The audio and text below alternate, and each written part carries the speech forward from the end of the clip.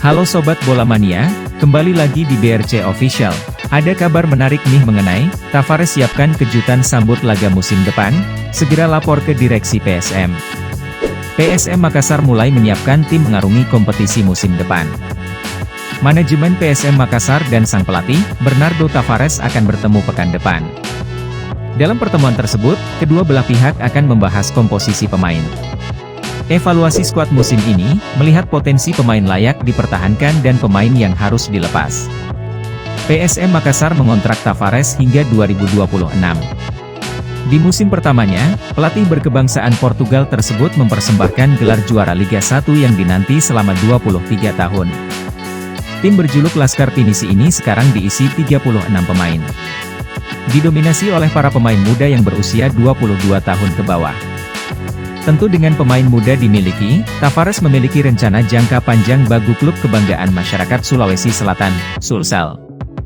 Minggu depan baru coach akan presentasi ke direksi, kata Direktur Utama PSM Makassar, Sadikin Aksa, Kamis, 13 April 2023. Pengamat sepak bola, Syamsuddin Umar menilai ini langkah baik dilakukan PSM Makassar dengan menata tim untuk musim depan.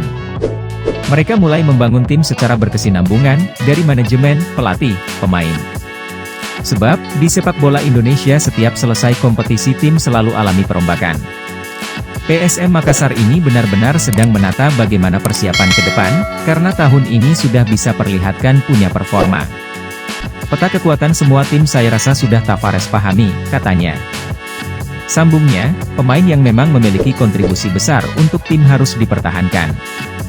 Sementara pemain yang minim kontribusi, tapi miliki potensi untuk berkembang di tim juga layak dipertahankan. Tentunya, perlu mendatangkan pemain pula untuk mengisi posisi yang dinilai masih kurang.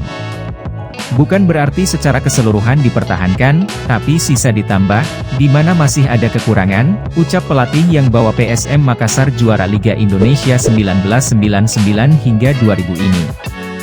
Menurut Syamsuddin Umar, persiapan matang memang perlu dilakukan PSM Makassar. Sebab, mereka tidak hanya bermain di Liga 1 musim depan. Mereka akan mewakili Indonesia di turnamen antar klub Asia. Jadwal pertandingan pun akan semakin padat. Sekarang kerangka tim sudah ada, kontinuitas dari program sudah ada. Kekurangan dan kelebihan, pelatih dan manajemen sudah ada analis, sehingga PSM Makassar ke depan bisa eksis lagi, pungkasnya. Nah itu dia Sobat Bola Mania untuk update kabar kali ini, bagaimana pendapat kalian Sobat? Tulis pendapat kalian di kolom komentar ya Sobat dan jangan lupa untuk like, comment, and subscribe.